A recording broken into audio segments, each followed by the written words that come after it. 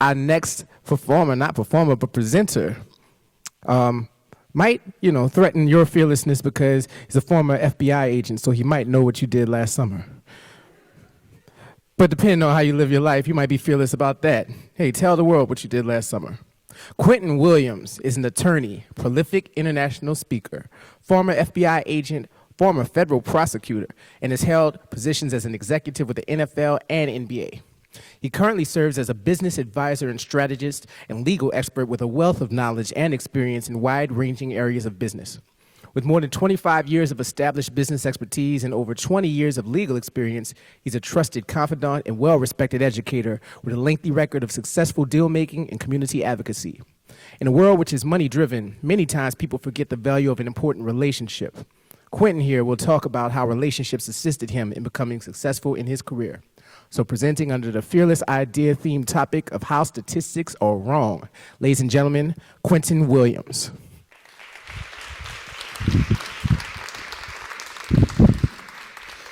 Thank you,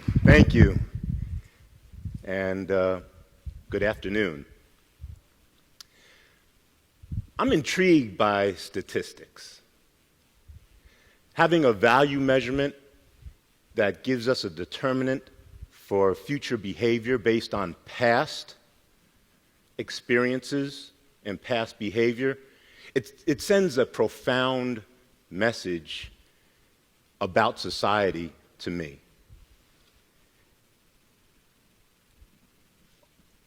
Statistics are important, but oftentimes they're wrong. I say that because I was supposed to be one of them. And to give you a little bit of context, I want to take you on a very brief journey through my life. My mother, a white Jewish woman from Westchester, New York, grew up in a very abusive household. For years during her childhood, she was being abused by a family member. And because of that, when she became of age, she decided that she was going to escape this abuse. So at the height of the civil rights movement, she decided to leave home from what many people thought was a very comfortable middle to upper middle class existence and fly to the island of St. Thomas in the U.S. Virgin Islands.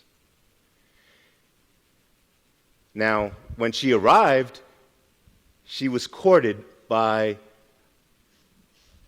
a person who appeared to be a very nice man,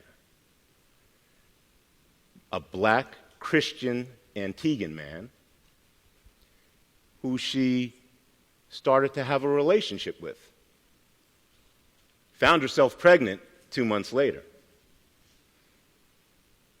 with a black baby in her belly. A couple of weeks after that, he was gone. He took off.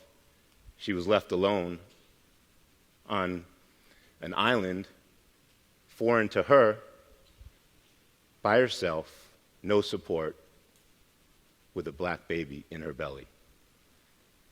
The good news is, a few weeks after that, she met another man, a man who said he was going to take care of her, another black Christian man. And he did. He took care of her. And he said he would take care of her baby, her unborn baby. And he did. He took care of her unborn baby. He actually adopted her unborn baby when he was born. Me. We took on his last name, Williams, both my mother and I. After I was born, a few weeks after that, my mother gets a knock on her door. And a woman confronts her, and she says that she's the wife of the man who just adopted me. The father who adopted me was a bigamist. My mother got the marriage annulled and decided that she needed to go back to New York where she had some foundation. She thought she had foundation because although her family had disowned her for having, number one, left at a young age, number two, having a young black baby, and number three, being unmarried. Although that had all happened, she thought she had a foundation there. And so we went back to New York City and lived on the Lower East Side and hoped that they would reconcile. And they didn't. For the first 4 or 5 years of my life, we were on our own. We lived on the Lower East Side on Norfolk Street in a tenement. Nowadays, you go to Norfolk Street, you'll see cafes, you'll see boutiques, you'll see young people, young professionals walking around the street. Back then, it was all about purse snatching. I remember when I was 3 years old. I remember sitting in the carriage and watching purses being snatched. It's vivid in my mind. That's where we lived. And one day when I was 4, somebody tried to break into our tenement apartment. And because my mother grabbed me and brought me into the hallway and a neighbor caught the perpetrator, we were okay. But you know what could have happened if that didn't occur? We would have had a different life. So I said to my mother, as she tells the story, "Mom, I don't want to live here anymore." I was 4 years old. And she moved us up to Yonkers, New York, another place in Westchester County. And it was in Yonkers that my maternal grandparents came back into our lives and accepted, they were all in, they accepted their young black grandchild.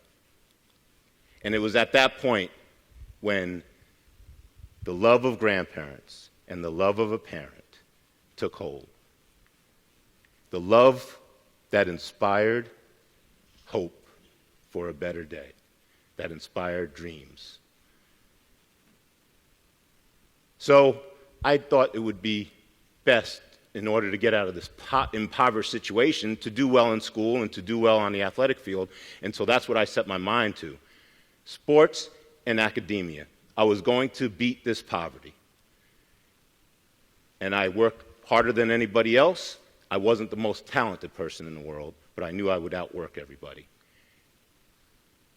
So I went to school in Yonkers, New York, and had such a wonderful existence.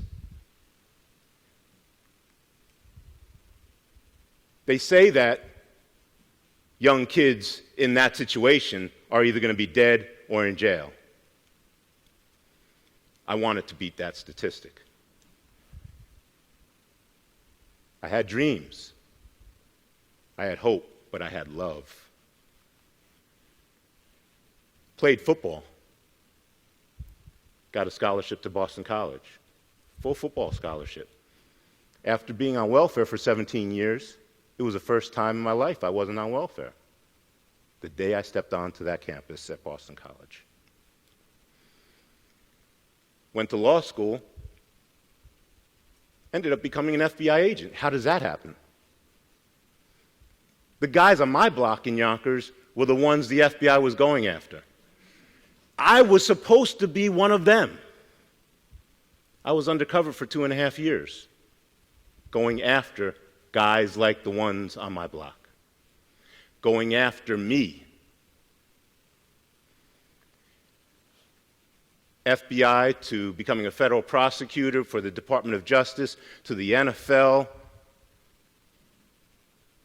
Jacksonville Jaguars, and the NBA. These are all things I couldn't even have had dreams about. But at every step of the way, there was somebody to love me. Somebody that gave me love, which inspired hope, which then turned into dreams.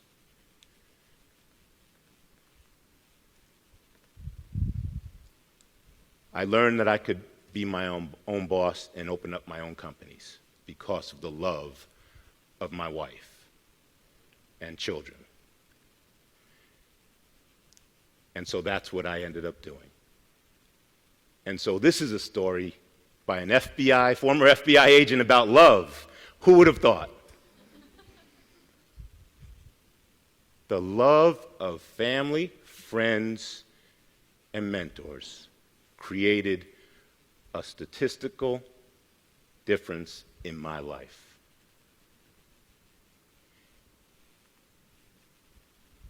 And so, I have 2 kids.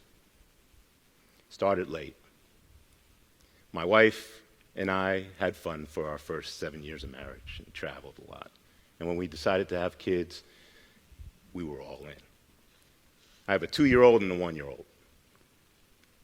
My 2-year-old, when he learned to walk at about 11 months old, I took him on a walk.